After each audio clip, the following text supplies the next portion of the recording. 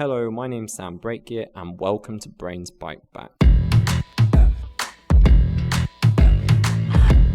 In this podcast, we love everything to do with technology and psychology, and we hope you do too. Our interactions with technology have drastically changed since the days of Yahoo and Ask Jeeves. We no longer search for information by typing it in. Instead, we ask our closest friends Siri and Alexa to search it for us. In this episode, we will look at how our interactions with technology and what we search impacts the type of information we receive.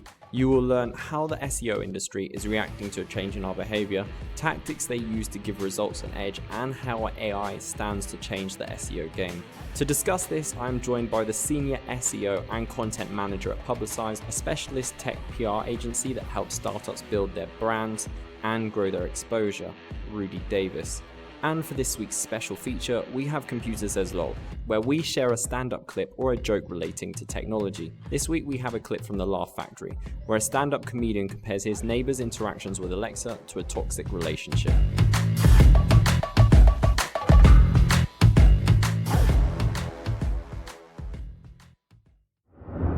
So today I'm joined by Publicize's Rudi Davis, although I think he could probably do a better job of explaining exactly what he does, considering I'm a real novice when it comes to SEO, and I struggle to even remember to say SEO instead of CEO.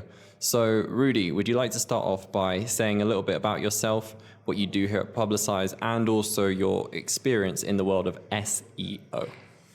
Yeah, sure, Sam. Thanks for the introduction, and it's great to be here. Yeah, to clarify then, I am the guy that is responsible for running the SEO strategy at Publicize, which is a digital PR company.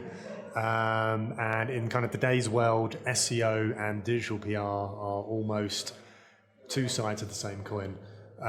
So yeah, my job is to make sure that the Publicize website appears in as many searches as possible that's relevant to our target audience, and as well as helping all the Publicize's clients make sure that their SEO is as hot as it can be as well.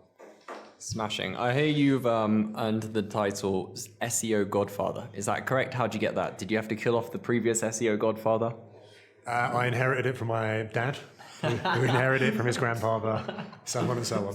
SEO Godfather Junior, Junior Junior, Senior Senior, and so on. Great. So I suppose just before we do get started, one of the things that I really wanted to highlight why this was interesting to me is because I remember seeing an article which touched upon, I think it was actually called the psychology of SEO. And I don't really know too much about SEO, if I'm being honest.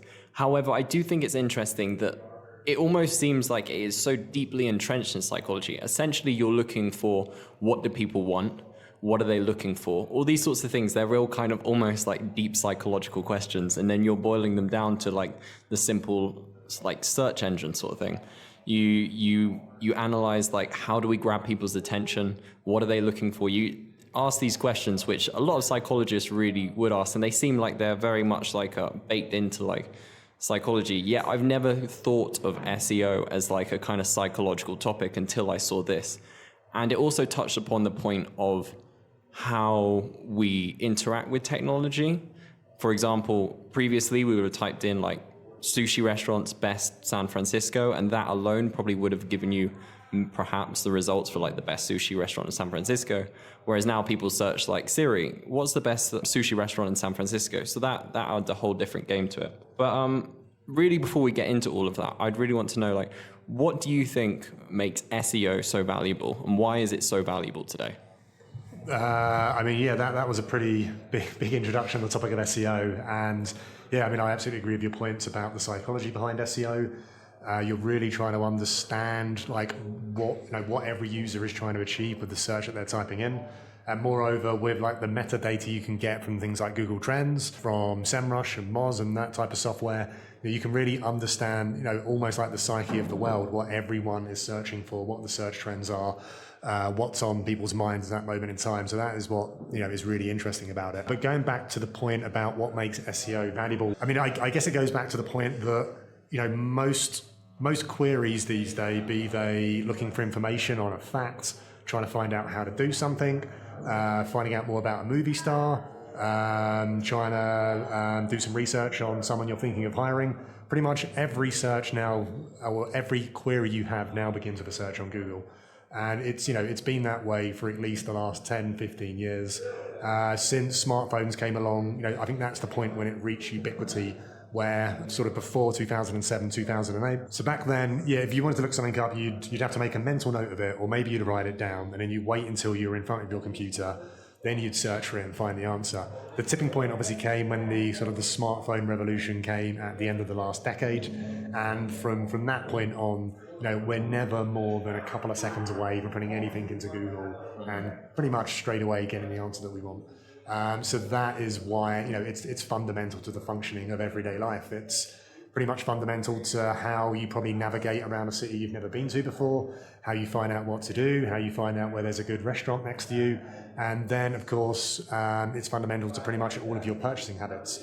If you're going to book a flight, book a hotel, buy a pair of trainers, like most of that will probably start with some research in Google. So it's and how that information gets in front of you, that is the job of SEO. How a website is the first result on a web page is what the job of SEO is. So that's how important it is. If you want your business to succeed, if you want your website to get in front of people when they're searching for information, then you have to invest in SEO. I remember Rasheen Mulligan, the former head of Publicize marketing team, she once said, and I'm pretty sure this isn't hers, but it definitely made me laugh, the best place to hide a body is the second page of Google. And I got to say, it's pretty true. I don't think I remember the last time I even clicked on the second page of Google. But other than like ranking and like how high up it is on the page, how do you get a result to stand out? Because that to me seems like that's the first thing you're going to go to. Like you're just going to look at the first one. But other than that, like how can it stand out? Like say if you're like 3, 4, 5 down, how do you make it like get to someone to click on that? Okay, so just going back to your point about the best place to hide a body, I'd say second page of Google or maybe the first page of Yahoo would also be as good a place to hide a body these days. But yeah, I mean, so what you're saying there's a good point in terms of like user behavior when you're doing like a traditional text search on mobile or desktop. And about 60-70% of all clicks are on the top 3 positions on Google. So that is the space that everyone clamors for. If you're not within the top 3, you're only going to get a very small amount of traffic coming onto your site if you're in positions 4 to 10. And the average search page, we call it a SERP, a search engine results page, will have 10 organic positions up for grabs. If you're not position 1, I mean, if you're in position 2 or 3, you'll still get a fairly decent amount of click through coming into your site. If you're beneath that, you're going to struggle a bit. And the 3 things that you have control over in terms of what appears in the SERP is the title tag. So that's the part that's the hyperlink, and that's sort of the name of the page, which you can choose what the name of the page is. Obviously, that will probably contain the target keyword that you're going for and a very short description of what the page is. You'll then have the URL, and you can set the URL string what you want it to be off of your domain. And then you then have the meta description, which is generally like a 1 or 2 sentence summary of what the page is. All right.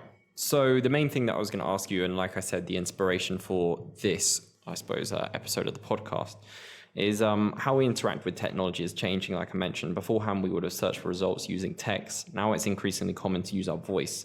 How has this change impacted SEO? Yeah, it's a great question, Sam. I mean, kind of voice search is almost like the quiet revolution of SEO that unless you're in the industry, you probably haven't given any thought to. I mean, just to give you some kind of context with this, it's estimated that, within a few months by the year 2020, 50% of all searches are estimated to be done by voice, which, if you think about it, is a phenomenal rise considering that it only really took off a few years ago. And kind of the driver of that has obviously been smartphone adaptation and then more recently home assistants in people's homes as well. And it's showing no sign of slowing down at all. So what that means that now almost half of all searches are done using voice search is pretty profound. So if you think about it, in the old days, or pretty much from when search was first invented, the whole process of it was you would type in like a keyword string into Google, and it would be a completely unrealistic way of how you'd actually ask that if you were speaking to somebody and asking them a question. Google or any other search engine would return you a page of results, and you would then scan the page of results, and you'd click on the one or maybe a few that were relevant to you, and then you would then stop your search at the point in time when you've got the information you're after, you made the purchase that you wanted to do, or you've done the research that you needed to do. That has completely changed with voice search.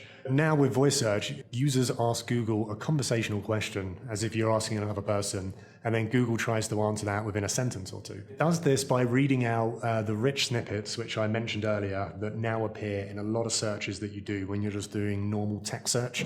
So that's kind of quite an interesting convergence of the two main types of search, voice search and text search, where you'll usually see those rich snippets appear at the top of a lot of pages, particularly if what you're searching for is informational, if it's a who, what, when, where, why type of question. In terms of the impacts this is having, I believe these impacts to be pretty profound, both on a business level, but at a wider societal level. So at the business level, kind of as always, when like Google makes a big change like this or something big changes with technology, you always get your winners and your losers. The winners with this so far seem to be kind of local bricks and mortar businesses that are very well optimized for local search, because at the moment, the majority of voice searches are performed on mobile and they're local searches. And so by that, we mean it's a user searching for information or searching where to buy or where to eat or where to dine from a physical bricks and mortar destination. So you think it's things like, where's the nearest gas station to me? Where's the nearest shoe shop to me? Those types of searches make up a hell of a lot of voice search. And websites that have optimized their local search very effectively are obviously the winners from this. They've suddenly got this huge new channel of traffic of people directing them to their physical premises. So they're definitely the winners out of this. On the other hand, though, there's going to be plenty of losers, and there are already kind of the effects are being felt. Kind of the problem with voice search is that Google has fundamentally shifted away from being a search engine and towards being an answer engine. And so in the old days, kind of Google was the gatekeeper to information. You'd ask it something and it would then bring back what it thought would answer your questions, and you'd need to click through onto those third-party websites to resolve your query. Whereas now Google is the one providing that answer to you. So this means that it's keeping the user within its environment when users are asking these, okay, at the moment, kind of fairly sort of trivial questions, who, what, when, where, why type of questions. But as voice search continues, it's going to mean that Google is providing more and more answers, which it's pulling from websites. And kind of the argument that Google says is that, oh, well, it's good for brand recognition, because whenever it gives an answer that's from a rich snippet, it will say, according to website name, or website name has this to say about this subject. And so the argument there is, well, if you've got a rich snippet and you're then the featured result when it comes to voice search or an informational query, that user will hear about your brand. But as far as I'm concerned, you still had brand awareness under text search if somebody clicked on your result. And not only did you have brand awareness, you then had that user come into your website. Once they're in your website, there's all types of things that you would have done to try and get some value out of that user, be it to buy the product you're trying to sell, sign up for a quote, download a piece of content. Now that Google's just answering the question within its own environment, you have no control over that user. It's very hard for you to get any value out of that user.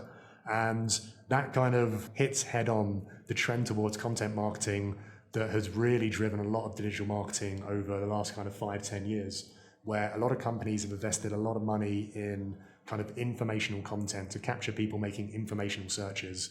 The idea being, once you get them onto the site, offer them a free piece of resource to download, you then capture them as a lead, and you can then slowly over time prospect them as a lead and try and get them into becoming a customer. The move away from that and the move towards voice search, with Google becoming more of an answer engine, kind of calls into question, in my mind, that model with a lot of searches.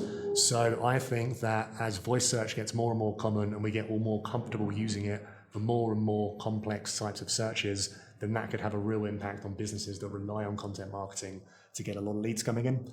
So that's kind of on the business side. But then at a sort of a wider, more profound level, because Google and search is so integrated into our daily lives, I also think that voice search is going to have some other big impacts that we haven't quite seen yet. First off, it means that Google is almost becoming an editor of the world's information rather than becoming sort of the window of the world's information.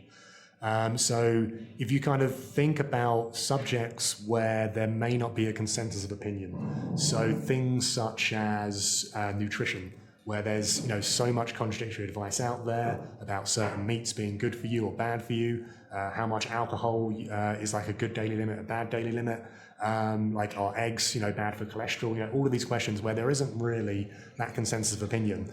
And in my mind, Google text search kind of manages that quite well, where if you type in something like, should I eat bacon? Is bacon bad for me? How much bacon can I eat? You'll get, in page one, you'll get quite a few results that will differ in opinion, and it will kind of show to you, look, there isn't a consensus of opinion here, because the first page of Google is bringing back these results that might have kind of differing opinions from differing people, or cite different studies and different statistics.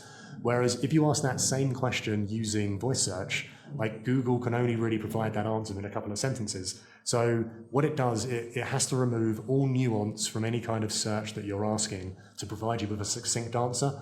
Although, okay, it can caveat that, with according to this research, the science isn't conclusive. It can add those types of caveats, but ultimately it's trying to deliver information to somebody in kind of 5-10 seconds using a couple of sentences, which for a subject where there's no consensus of opinion, or where it's a very nuanced subject, I think that could have some quite big impacts down the road. And it remains to be seen, like what the impacts of that will be. And kind of the other thing as well is the kind of average session time for a user when they click through an organic result. It kind of depends on the industry, but let's say it's about a minute.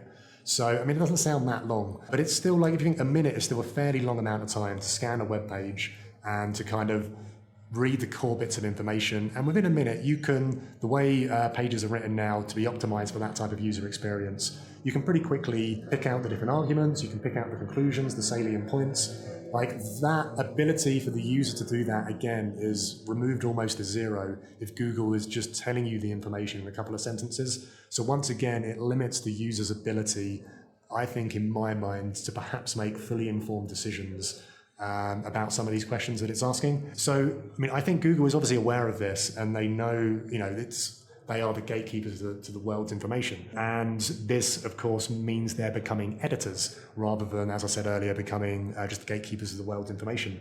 And I think some of the ways that they're trying to manage this and that they're aware of this is something that's becoming very important in SEO, and we're kind of hearing more and more from Google about, is something known as EAT scores. And that stands for expertise, authoritativeness, and trustworthiness. And as Google, they kind of 2 to 3 times a year, they'll release a broad core update where they'll do a fundamental change to their search algorithm. And from the last few updates that we've had, we keep hearing that the EAT scores are becoming more and more important way for Google to assess content. And I believe that this is Google's way of ensuring that their editorship of content that is then getting featured in rich snippets is correct. They're not going to be guilty of providing like really bad information. And they have particular focus when it comes to EAT scores on content they class as YMYL, which stands for your money or your life, which I think is probably one of the best acronyms that they've ever come up with, by the way. And that is for any content that can have a material impact on your physical health, your mental health, your financial health, if you're given bad advice. So that's, if you think about it, any kind of website that deals with like financial advice, legal advice, and physical and mental health advice. And so now they have a lot of criteria around not just the website has to be authoritative, but the individual author needs to be an authority on that subject. And they assess that obviously using metadata by looking at what the footprint of this person is across the internet, how many articles they've had published on high authority websites, how active they are on social media, how many social media followers they've got, even things like, is there links to universities that they studied at, conferences that they've spoken at. So I believe that this is kind of Google's way at the metadata level to ensure that they are having an appropriate level of editorship when it comes to them providing information with their own environment and essentially gravitating towards being a search answer engine. I honestly never knew that it would be that complicated. There's so many layers upon layers upon layers of like things that they need to consider. I wouldn't have even considered any of those things. I suppose that's why at least now you understand when I say I'm a novice to SEO. One thing that did stick out with me, which you said about, was like the results. And I get that. That's definitely something which I've noticed more and more, like when I'm like, how long do I cook this for? Or how much protein is in this? And then Google just gives me the answer. So it definitely does stick out for me. And I remember as well seeing in the news that Genius, the lyrics site, they have had a big issue with Google. And I think the Google and this Genius, they had a bit of a spat because they were saying like, if you do type like lyrics of a song, if you go like Bruno Mars lyrics, and then it will usually come up with the lyrics on the page in Google, and they take them from Genius. So Genius have been saying like, look, you're killing us here. Like, you just provide the lyrics, and beforehand everyone would go onto our page, and then now we're getting nothing. And I can't remember what came from that, but yeah, I definitely understand that's putting some people in a bad position. Yeah, moving on from text, there is something else that I wanted to ask.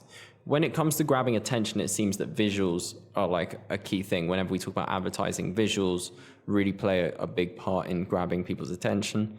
And I was wondering, to what extent do visuals play a role in SEO?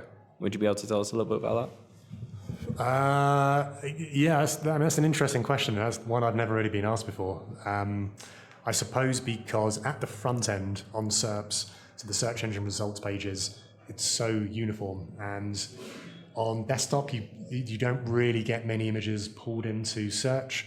On mobile, you now get the featured image on your page pulled into the SERP results. So when you're going through most mobile searches, in the right-hand corner of each search result, it will show their featured image. So there has been a move towards optimizing featured images for mobile search, away from like a dull stock image that you might just throw up for any old blog post, towards better, more bespoke images that have actually been professionally designed.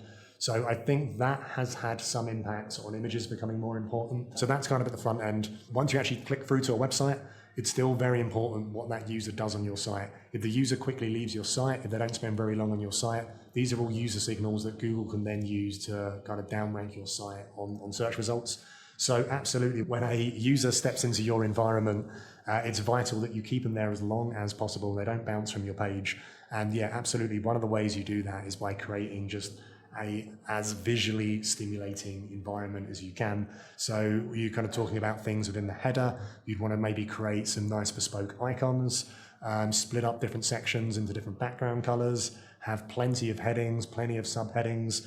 People absolutely love infographics these days. When we publish big guide posts on our website, we will try and have anything from kind of 2, 3, 4, 5, maybe even 6 infographics on that page. A user is far more willing to spend 10, 20 seconds reading an infographic than they are spending 10, 20 seconds reading a couple of paragraphs of text. So if you get plenty of infographics on your page that kind of conform to a narrative, then a user may be prepared to stick around to consume each of those infographics, and that could keep them on your page for maybe 2 minutes, which would be a really good result and will probably be above your competitors. So I think, the visual element is most important when someone clicks through a result onto your website, then enters your environment, and it's there where investing in visuals is really important to try and keep that person on the page as long as possible, to get them to navigate around your site, or maybe to get them to download a piece of content or sign up for a consultation. So absolutely. Awesome. And I'm not sure how much information you'll have on this next question, but it's something which seems to come up in a lot of our themes is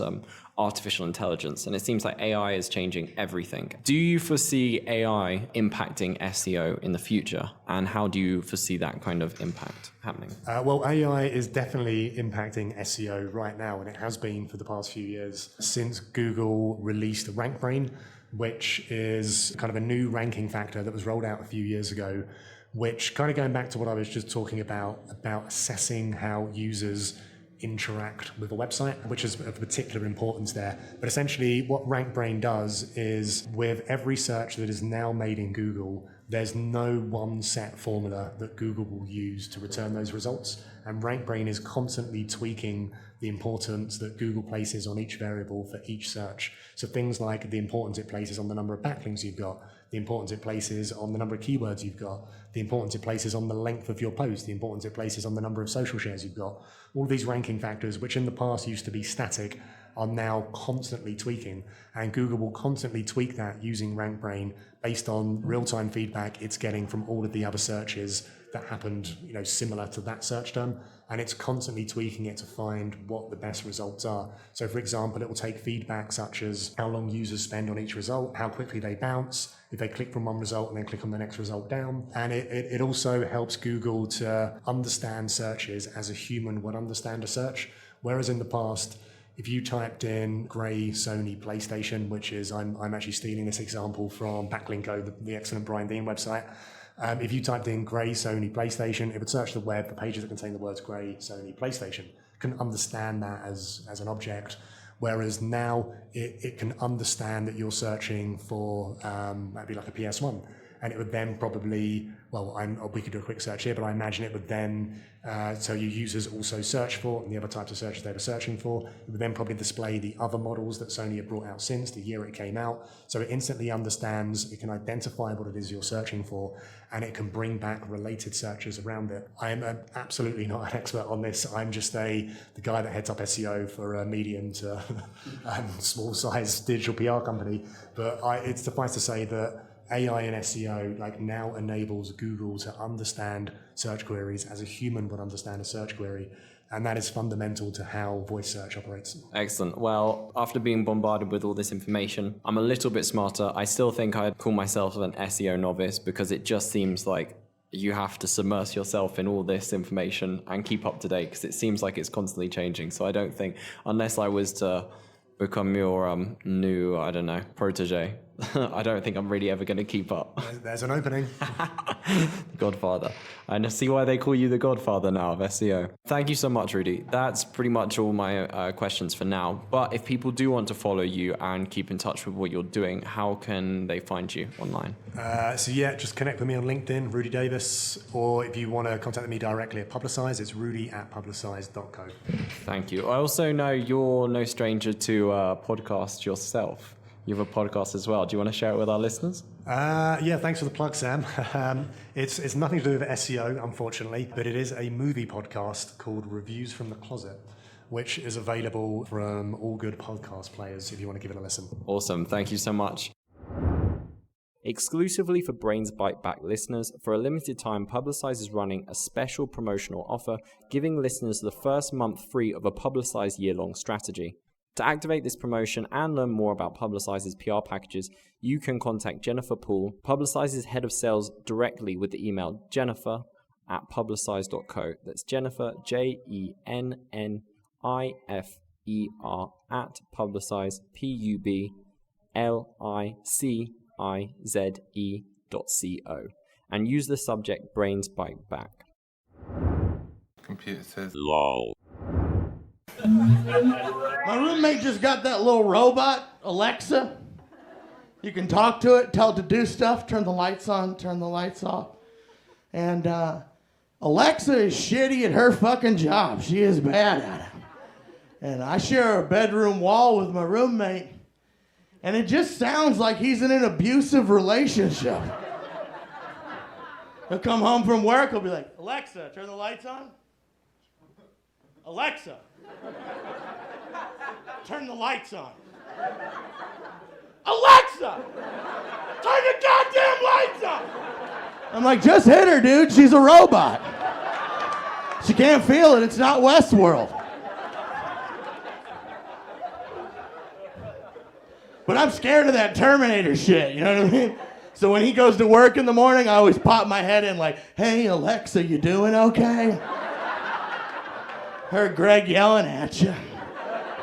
Just wanted to let you know I'm one of the good ones. Thank you for listening. That's our show for today. But as always, you can find all our shows and more at sociable.co, or you can go to our page at Spotify, follow us there, or check us out on iTunes, along with a whole host of other podcasting sites. You can also go to sociable.co and subscribe to our newsletter to constantly stay up to date, or follow us on YouTube. Thanks, and have a wonderful day.